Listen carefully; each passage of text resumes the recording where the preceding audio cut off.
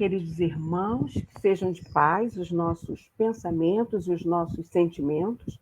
Vamos iniciar agora o estudo das parábolas de Jesus, nós do Grupo Espírita Paulo de Tarso, do Rio de Janeiro.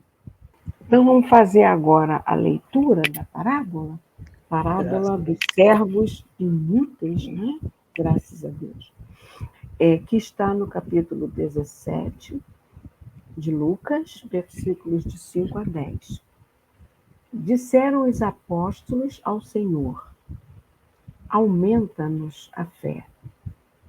E o Senhor respondeu: se tiverdes fé como um grão de mostarda, direis a esta amoreira: arranca-te e transplanta-te no mar, e ela vos obedecerá.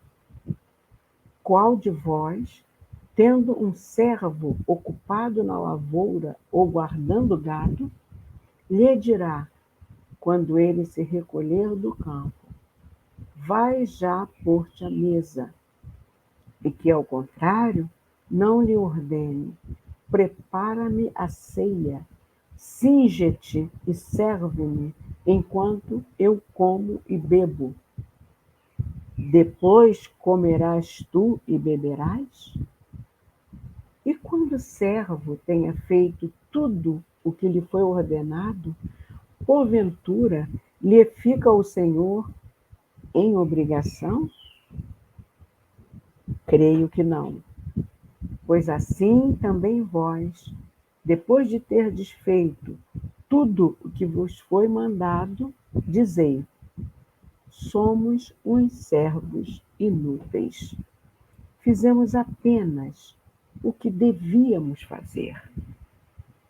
Lucas, capítulo 17, versículos de 5 a 10. Agora, para as considerações acerca dessa parábola, vamos passar a palavra para o nosso querido senhor Hernandes. A palavra é sua, meu irmão. Estamos aqui com uma parábola belíssima, longa, e que foi anotada por Lucas, Mateus e Marcos. Ela tem vários títulos, alguns: servos inúteis, servos trabalhadores, servos obedientes, entre outros. A parábola, para ser melhor compreendida, ela precisa ser estudada na sua estrutura. Compõe-se de os antecedentes, isto é, como ela foi montada, o público, isto é, a quem Jesus falava, os costumes da época, a hierarquia e o histórico. Nesta aqui, temos aqui Lucas, Mateus e Marcos. Vamos nos cingir aqui apenas a Lucas. Estrutura. Jesus falava a seus discípulos, aqui os antecedentes, com exortação. Cuidado com os escândalos, junto aos pequeninos. Perdão aos irmãos arrependidos. Exortação à fé. Por que dessas recomendações? Aos seus discípulos, Jesus alertava sobre as dificuldades futuras que eles teriam para elaborar o evangelho, as ofensas, dissensões. Os discípulos ficaram assustados e preocupados, então pediram a Jesus: Senhor, fortaleça-nos, ensina-nos. Portanto, sem a coragem devida ao testemunho necessário, pois ao perceberem o tamanho da missão e sentindo-se frágeis, mas ao mesmo tempo conscientes que seria um caminho sem volta. Circunstância da parábola. Jesus os atendeu, exortando-os à fé, além da recomendação que não se vangloriassem, mesmo que fossem humildes. E disse: se tiveres a fé do tamanho de um grão de mostarda, terás o poder para ordenar a uma árvore, para arrancar-se com as raízes e se atirar no mar. Olha que imagem forte Jesus colocou. Em Mateus também está lá outra apresentação, outro incentivo. Se tiveres a fé sem duvidarem, secarão a figueira e ainda ordenarão ao monte que se desloque e se lance ao mar. E tudo que rezando e pedirem com fé, conseguirão. Lucas 17, 10. Aqui vem a parábola propriamente dita, que já foi lida, apresentada aí pela dona Norma. Então, em síntese, um patrão dispõe de um servo para todo serviço. Durante o dia, cuidar dos animais e do sítio. Findo o dia, volta à casa do patrão e continua nas tarefas domésticas. Preparar o jantar, servir a família e assim por diante. Cedo, para com o novo dia, continuar a rotina. E após tudo isso, o patrão nada lhe deve, sequer agradecimento. Nem o servo tem do que reclamar ou reivindicar, pois simplesmente cumpriu seu dever e, por isso, faz jus ao qualificativo. Servo inútil. Do mesmo modo, nós todos, quando tivermos cumprido nossos deveres, seremos também servos inúteis, pois fizemos aquilo que de nós era esperado. Bom, isso é uma simbologia. Vamos ver agora, do ponto de vista espiritual, para onde é que nós vamos. O proposto servo inútil. O senhor proprietário está aqui fazendo suas considerações. A recompensa na vida futura, cumprimento do dever. A parábola engloba esses aspectos aqui. Os antecedentes sobre a fé, a força da semente, está lá na força da semente. Já vimos isso.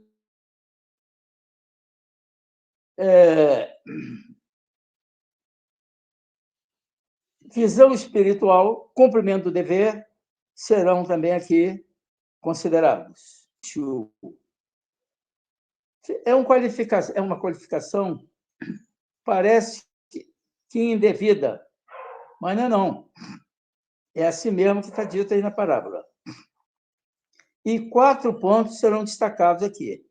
A fé verdadeira, o cumprimento do dever, a humildade em relação com o homem e Deus.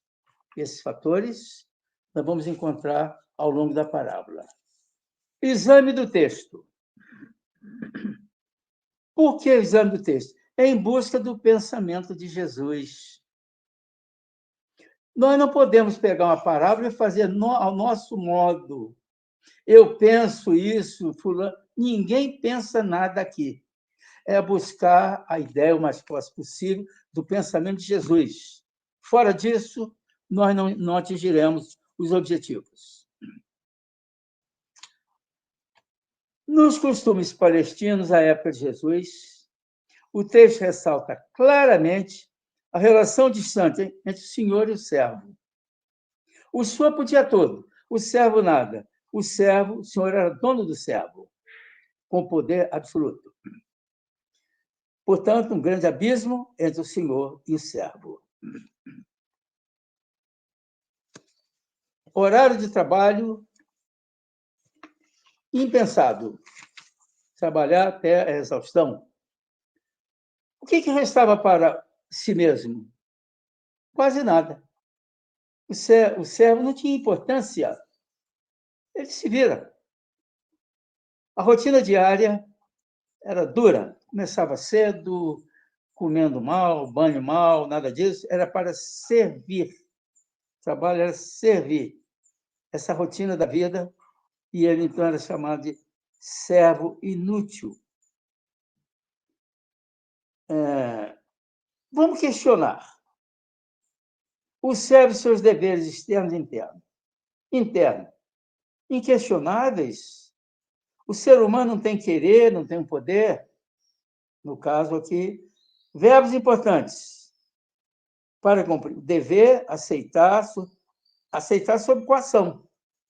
Porque se não tem o querer, tem que cumprir o que venha, se está certo, se não está. Isso aí é o patrão que saberia disso. Então, a parábola do servo, desse servo aqui, o servo inútil, é como uma equação com várias incógnitas que precisamos buscar os devidos recursos à sua melhor resolução. Assim, juntemos antecedentes. Os discípulos, assustados e inseguros, pediram a Jesus que eles dessem uma dica para de onde eles iriam começar. Jesus, então, injetou ânimo, trabalho, muito trabalho, boa vontade, humildade, noção exata do cumprimento do dever. Quanto à recompensa, vida futura, que tinham a fazer. Costumes da época. Servo e senhor no Oriente Médio, à época. Palestina, Síria, Líbano, à época de Jesus. Consciência reinante, o Senhor. Autoridade total, sem qualquer contestação pelo servo.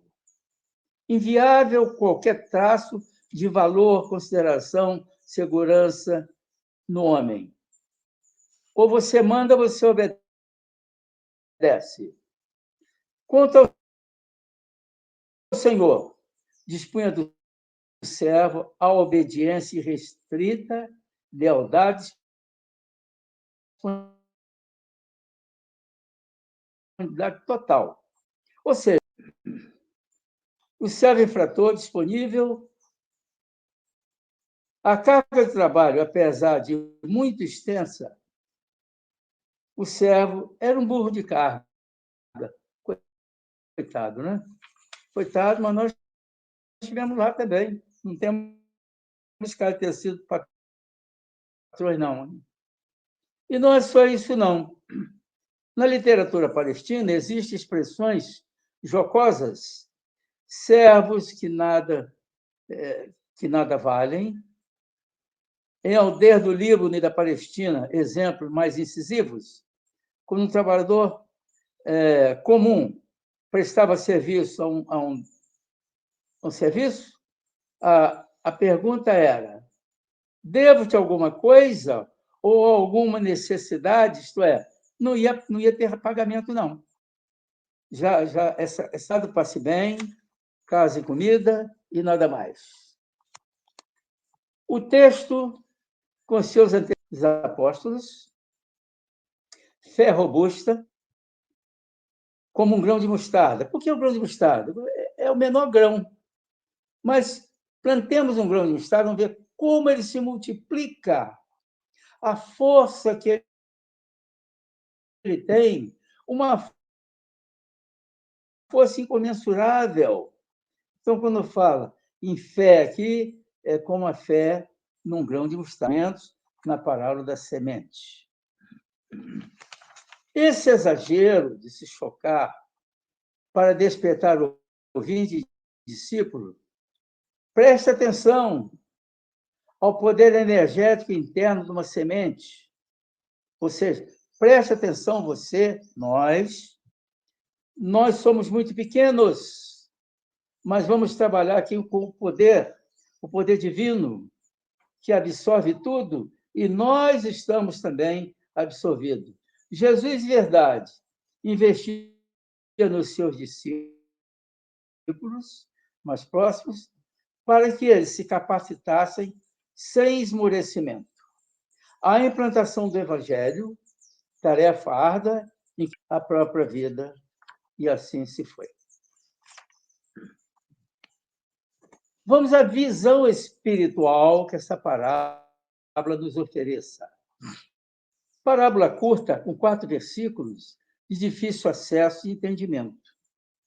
É de grande valia os aspectos culturais e costumes daquela época. Palestina agrícola, Síria, Líbano e Egito. Isso tudo está englobado aqui no mesmo pacote. Também servos miseráveis, como servos inúteis, isso no Egito. Prosseguindo. Parábola do servo inútil. 4 versículos.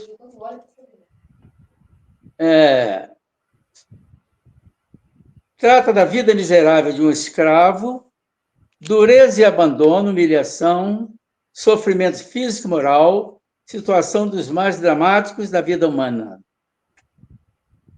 São comuns chicote, tronco e correntes como dos feitores aos escravos. E que, apesar de tudo, são processos kármicos, remédios amargos aos espíritos rebeldes e orgulhosos, resistentes ao aprendizado educacional. Esta é a razão que a parábola está buscando aqui.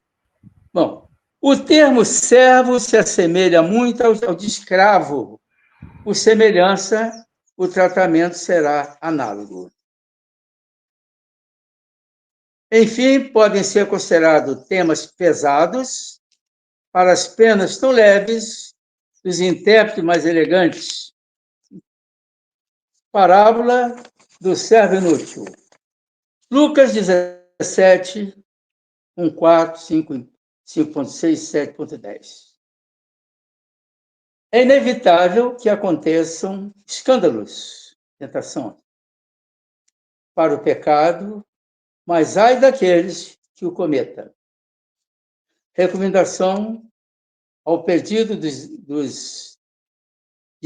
das defesas, do perdão aos arrependidos. Circunstância, no versículo 5 e 6. Pedidos apóstolos. Senhor, aumenta-nos a fé.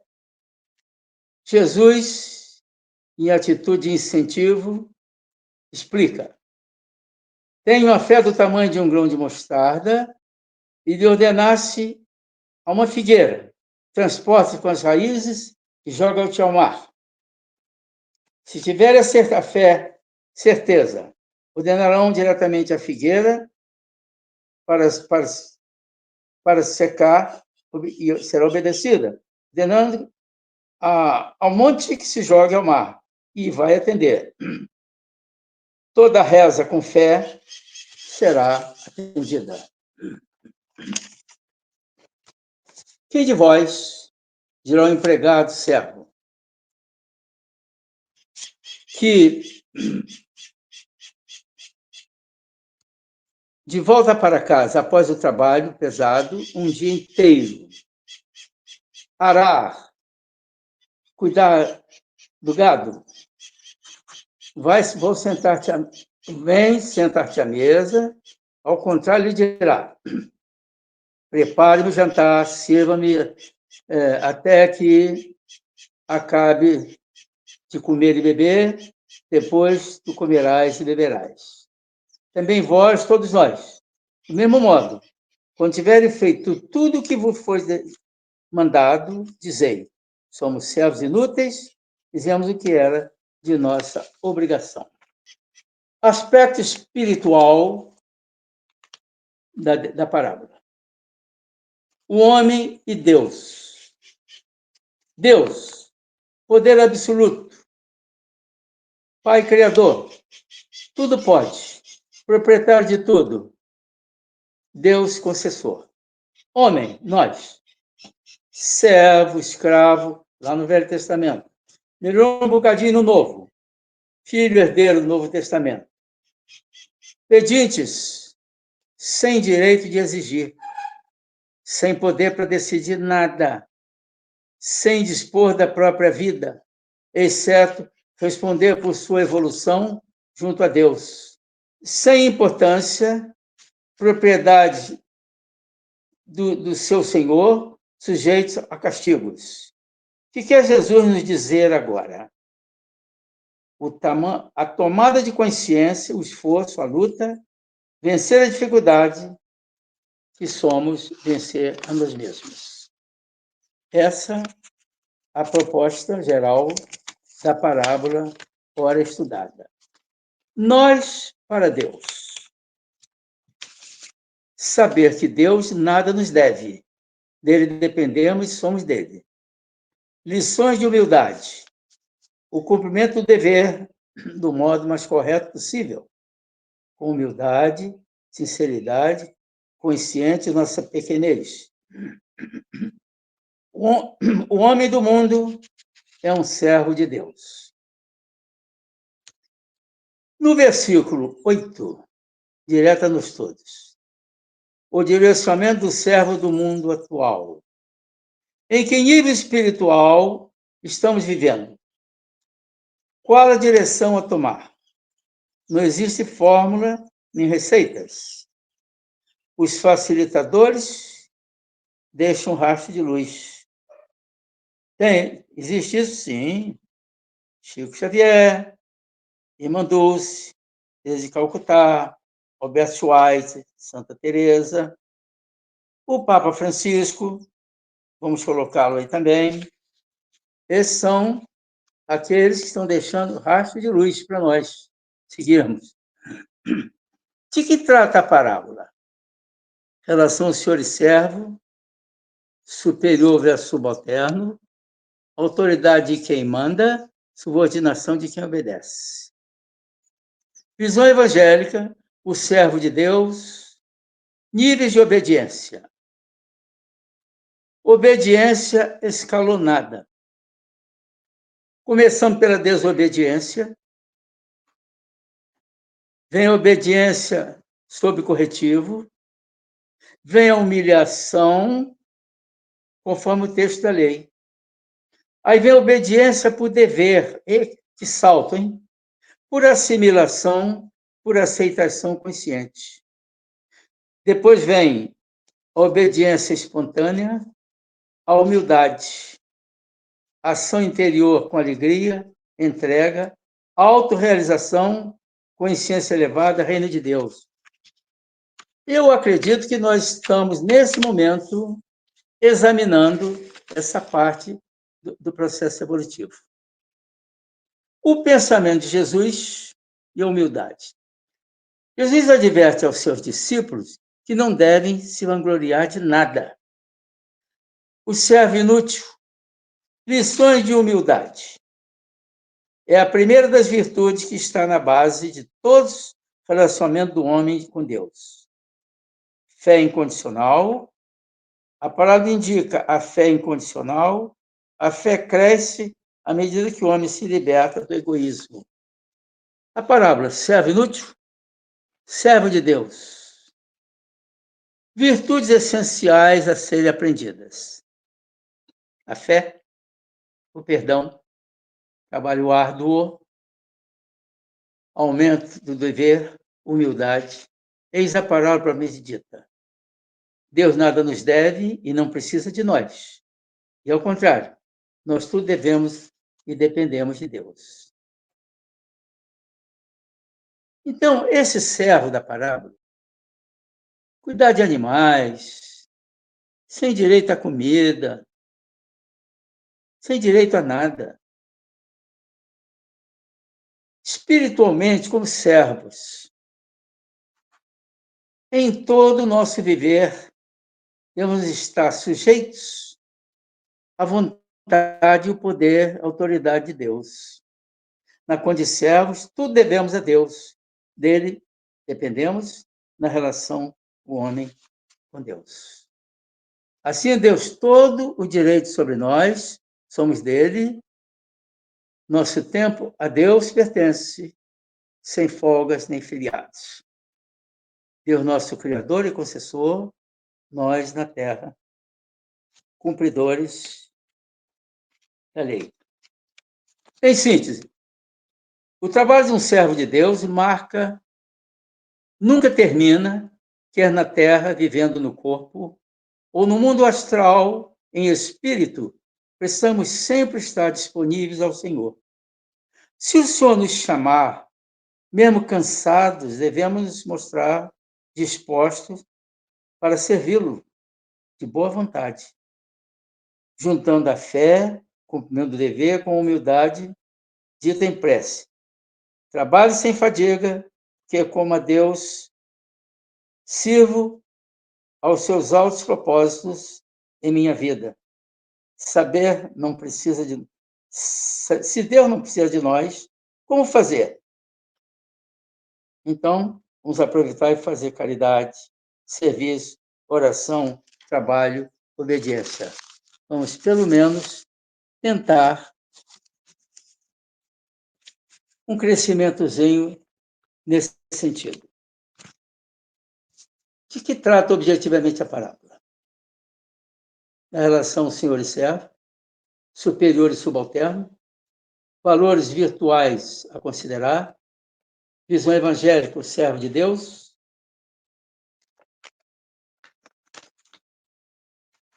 Pensamento de Jesus.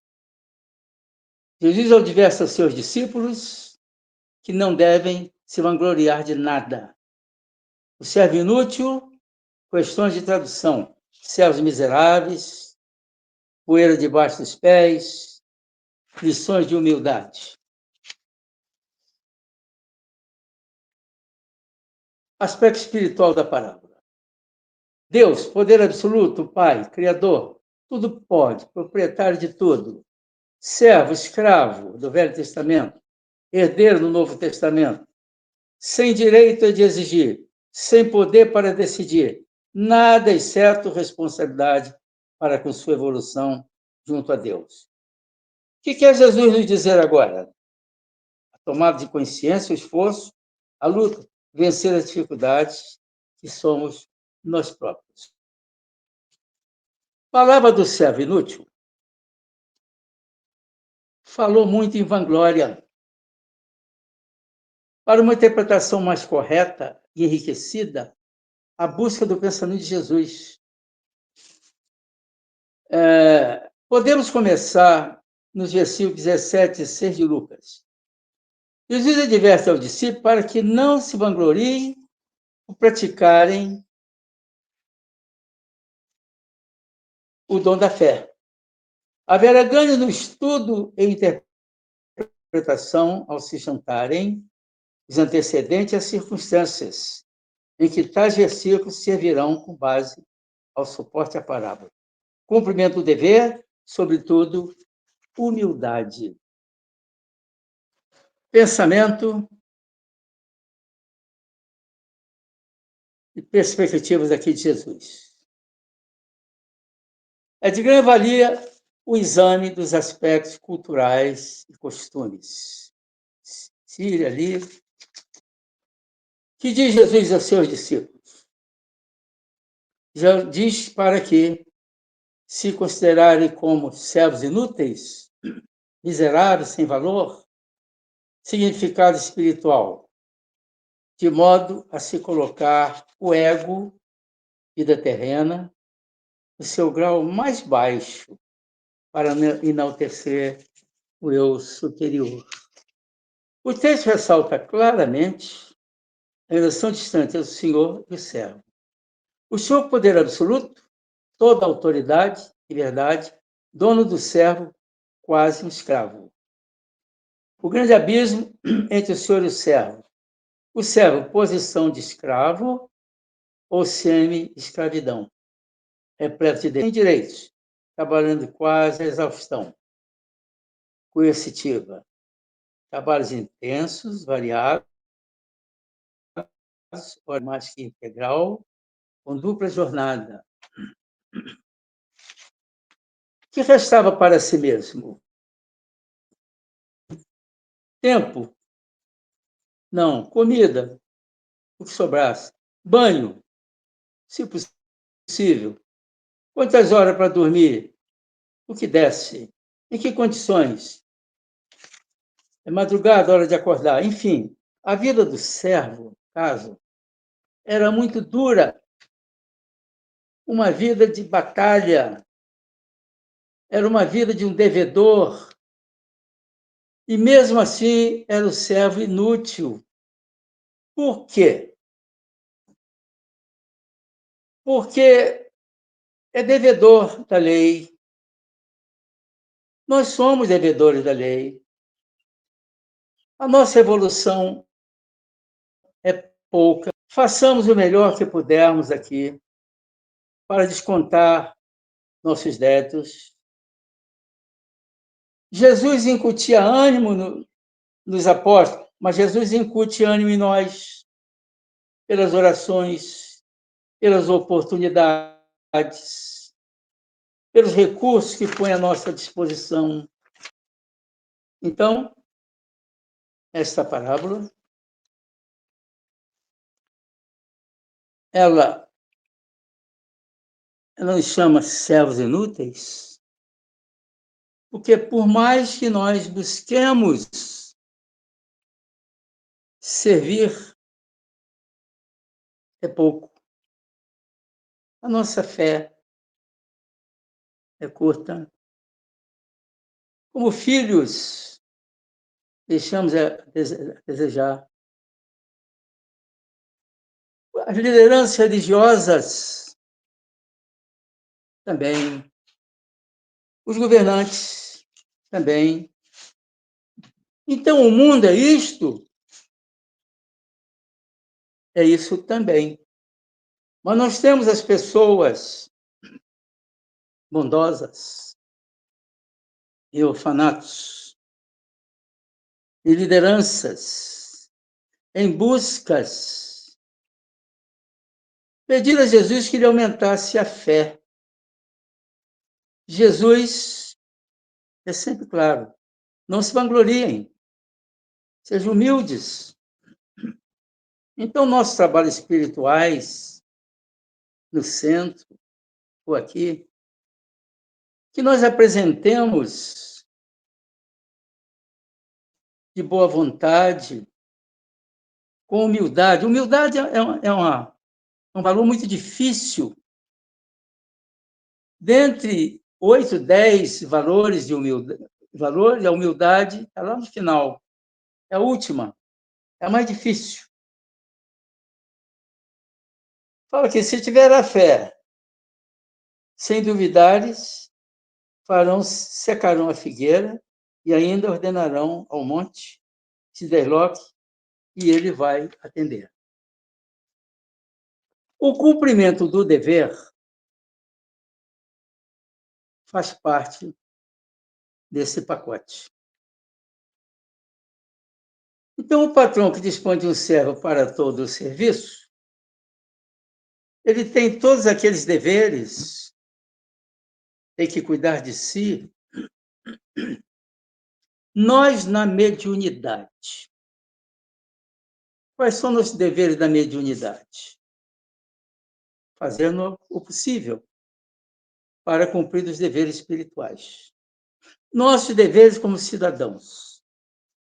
Fazer os deveres do cidadão. Nossos deveres como seres humanos. Isso já não precisa nem mais falar, porque já está mais que aprendido. Falta agora pôr isso em prática. Portanto, esta parábola de Lucas, ao nos considerarmos como servos inúteis, é nesse sentido. Não nos vangloriamos de nada, não nos valorizemos além da dignidade que possamos ter como seres humanos, certamente, mas que não nos subestimemos, mas também não exageremos nada, não nos valorizemos demais. Aprendamos com a lei, aprendamos com as lideranças espirituais, cumpramos os deveres espirituais. Dessa maneira, estaremos como servos. Eu tenho aqui umas considerações, seu Hernandes, Sim. do Rodolfo Caligares sobre essa palavra. Ele fala assim: como se depreende facilmente do texto, né, da parábola, ao tempo em que Jesus esteve entre nós, os operários rurais, fim da sua jornada de trabalho no campo, tinham ainda outros deveres, quais sejam preparar e servir a ceia a seus patrões. E só então é que iam cuidar de si mesmos. Era, sem dúvida, um regime duro, como o senhor Hernandes já ressaltou, né? Inaceitável nos dias de hoje. Mas como fazia parte do contrato de emprego, nenhum trabalhador achava, nem poderia achar, que fazia mais do que a obrigação. Nem seus amos, tampouco, ficavam a dever-lhes qualquer reconhecimento por isso.